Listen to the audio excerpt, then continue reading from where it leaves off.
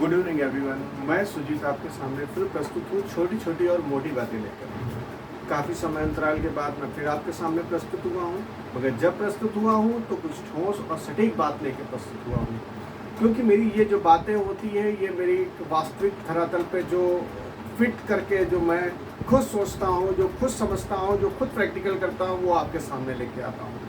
इसलिए जो मेरी बातें होती हैं कहीं पर किसी की सुनी सुनाई नहीं होती हैं, खुद की एक्सपीरियंस वाली होती हैं, तो शायद मेरा एक्सपीरियंस आपको आपके काम आ जाए।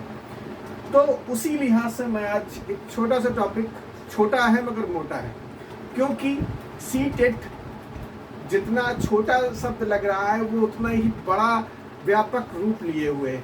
सीटेट की महत्ता मैंने प्रीवियस वीडियो में बता रखी है। सीटेट स्टेट गवर्नमेंट में कई स्टेट गवर्नमेंट और सेंट्रल गवर्नमेंट की जितनी भी वैकेंसियाँ आती हैं सब में बहुत ही इंपॉर्टेंट होता है। मैंने फर्स्ट पेपर और सेकंड पेपर अपना कैसे क्रॉस किया, मेरी क्या स्ट्रेटजी रही थी विदाउट कोचिंग। मैंने कहीं से भी कोई कोचिंग नहीं ली सीटेट के लिए, यूपी टेट के लिए, टेट के लिए, किसी के लिए मैंने कोई कोचिंग नहीं ली है। मैंने सेल्फ स्टडी करी है। जो भी ऐसा स्टूडेंट है जो बहुत ही वीक बैकग्राउंड से आते हैं या फिर उनका भौगोलिक स्तर ठीक नहीं है, मतलब पिछड़े इलाकों से आते हैं, उनके लिए खासकर मैं वीडियो बना रहा हूँ कि आपको कोई समस्या नहीं है, आप घर बैठे भी पढ़ाई कर सकते हैं। मैंने कहीं से कोई कोचिंग नहीं करी, मगर मैंने फर्स्ट पेपर और सेकंड पेपर अपने सीटेट क्वालिफाई किया है, यूपी टेट भी, और इसी तरह से अभी भी कारवां चल रहा है। तो उसी तरह से मैं जो मेरा एक्सपीरियंस है वो सीटेट के रिगार्डिंग मैं लेके आया हूँ। अब देखिए, शायद ये आपको फ़ायदा करेगा। देखिए, समझिए, आपको फ़ायदा होता है तो बेहतर है, नहीं तो मैं तो बांटता ही रहूँगा ज्ञान। चलिए, सीटेट की प्रिपरेशन के बारे में बात करिए। सीटेट कैसे पास हो। सीटेट, यदि आप सीटेट क्रॉस कर जाते हैं तो यूपी में यूपी टेट की ज़रूरत नहीं, बिहार में बिहार टेट की ज़रूरत नहीं, और हरियाणा में हरियाणा टेट की ज़रूरत नहीं। सीटेट एक अकेला पेपर सभी में भारी है।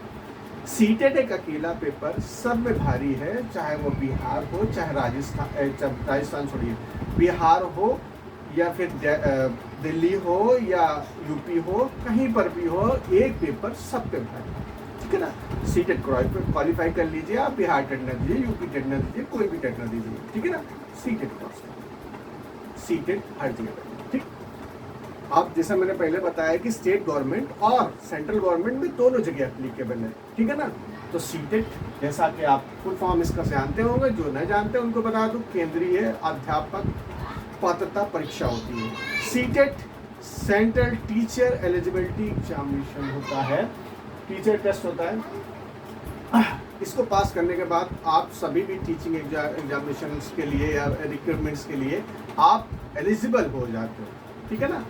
अब मैंने कैसे तैयारी करी ये मैं बताता हूँ आपको। देखिए, प्रीवियस ईयर में जितने क्वेश्चंस आए, प्रीवियस ईयर में जितने भी क्वेश्चंस आए, ठीक है ना, क्योंकि अभी का जो पेपर है, जब से ऑनलाइन होने लगा पेपर, बहुत ही एनालिटिकल क्वेश्चंस आने लगे हैं। मतलब आपको चारों ऑप्शन भी पता होना चाहिए, क्योंकि चारों ऑप्शन में आपको यही लगता होगा कि ये शायद ये फर्स्ट सेकंड सही है, ये सेकंड थर्ड सही है, या तीनों सही है ना। ऐसा लगता है कि बहुत ही अपापोह की स्थिति होती है। तो आपको प्रीवियस ईयर क्वेश्चन पेपर तो लगाने ही है। प्रीवियस क्वेश्चन पेपर के अतिरिक्त यदि अभी एक साल ही ऑनलाइन हुआ है, उसके पहले के जो पेपर हुए हैं उनमें एक ऑप्शन, जो उसका ऑप्शन था, जो उस पेपर उस क्वेश्चन का आंसर था, उस आंसर को छोड़ के जो 3 ऑप्शन आपके बचते हैं उनको भी आपको स्टडी करना है, डीप स्टडी करना है।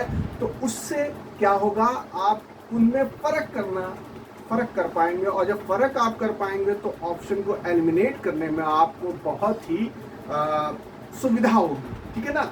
और आपका कंफ्यूजन जो होगा ना दिमाग में, सही सीटेट में मैंने ये बहुत लोगों को सुना है कि ये भी लग रहा है आंसर और ये भी लग रहा है, ये भी सही लग रहा है, ये भी सही लग रहा है। कभी कभी क्या होता है, बहुत लोग निगेटिव ढूंढने बैठ जाते हैं। कभी कभी दोनों निगेटिव तो नहीं होते, मगर हाँ, ये पॉजिटिव होंगे तो तीनों पॉजिटिव लगते हैं। हमें लगेगा ये भी सही है, ये भी सही है, ये भी सही है। यदि मैं गलत हूँ तो आप बताइए मुझे कमेंट करके। मुझे भी यही लगता था, मैं जब तक स्ट्रेटेजी को नहीं यूज़ कर रहा था, मुझे भी यही लग रहा था कि ये सब ऑप्शन सही है। सीटेट में मैंने फर्स्ट अटेम्प्ट तो नहीं पार किया, सेकंड अटेम्प्ट में मैंने सीटेट को क्रॉस किया, क्योंकि फर्स्ट अटेम्प्ट में मुझे यही लग रहा था कि यार सब ऑप्शन सही है, कौन सा गलत करूं कौन सा सही करूं। मगर जब आप ये स्ट्रेटेजी यूज करेंगे कि जब चारों ऑप्शंस को आप जो उसका आंसर था उसके अतिरिक्त जो तीनों ऑप्शंस हैं उनको यदि आप डीप स्टडी करेंगे, व्यापक रूप से उसको स्टडी करके आपको नोट डाउन करेंगे, तो आप उनमें एनालिटिकल थिंकिंग आपके अंदर आ जाएगी, आप उनमें फ़र्क कर पाएंगे, आपके क्वेश्चंस कर पाएंगे। आप करके देखिए, मैंने तो ये किया। आगे देखिए, find out the negative words. नकारात्मक शब्दों को पहचानिए, नकारात्मक शब्दों को पहचानिए। जब आपका ये हो जाएगा तो अब नकारात्मक शब्द बड़े परेशान करते थे मुझे।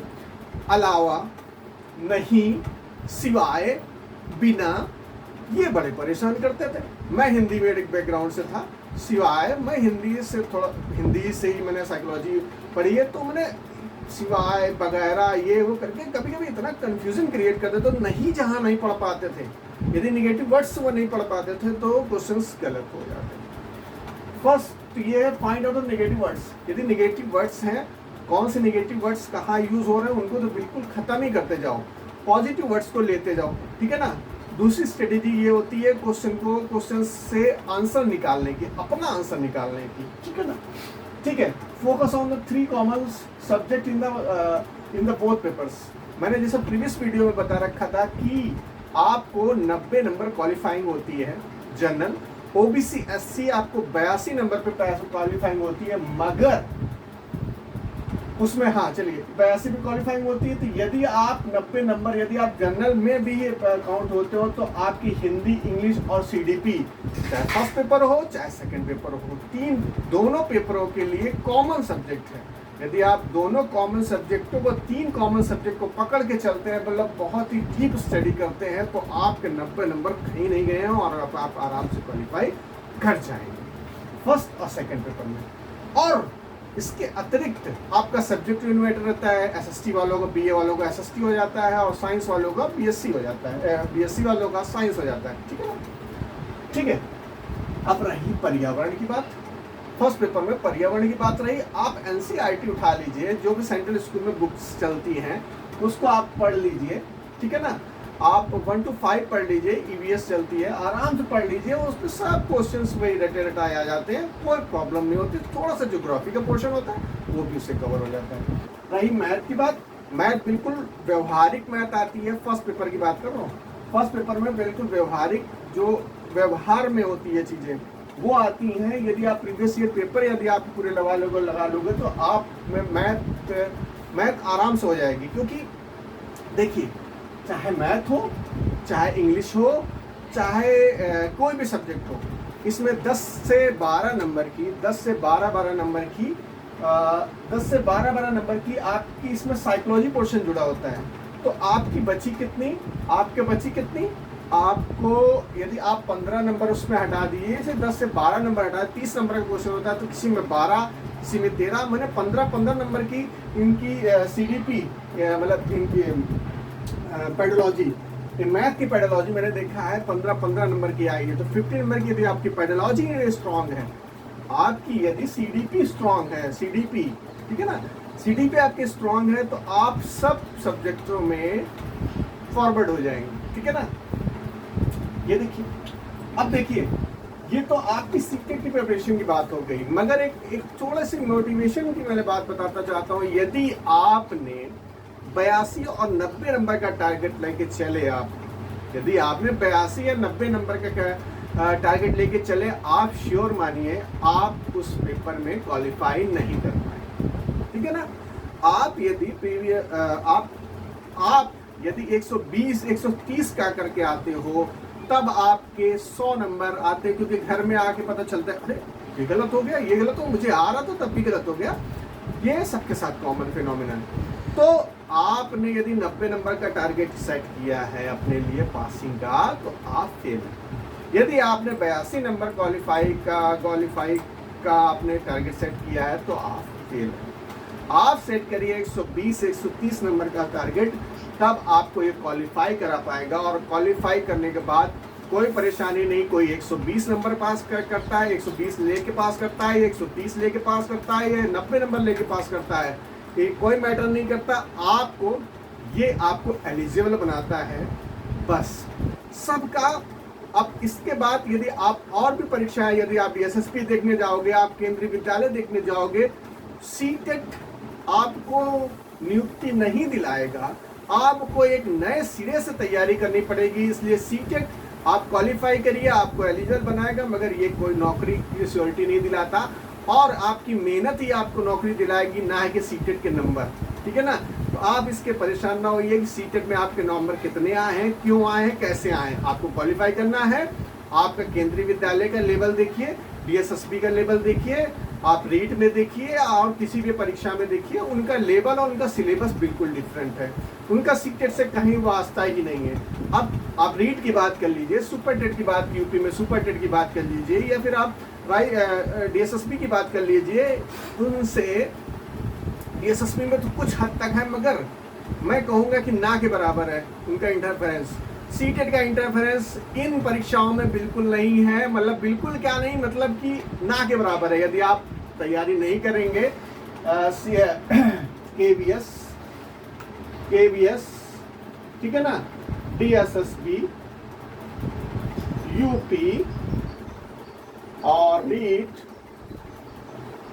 ठीक है ना, इनके लिए यदि आप तैयारी नहीं कर रहे हैं अलग से, तो आपका सीटेट के नंबर आपको पास नहीं करा पाएंगे। ठीक है ना? ये सत्य है और कटु सत्य है, इसको मान लीजिए, स्वीकार कर लीजिए। ठीक है ना?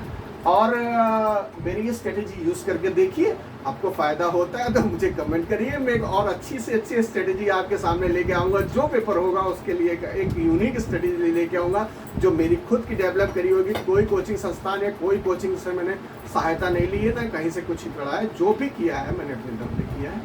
और बस इन्हीं बातों के साथ आज विराम दे चाहता हूँ। मैं अपने शब्दों को आज कुछ ज़्यादा में लग रहा बोल गया।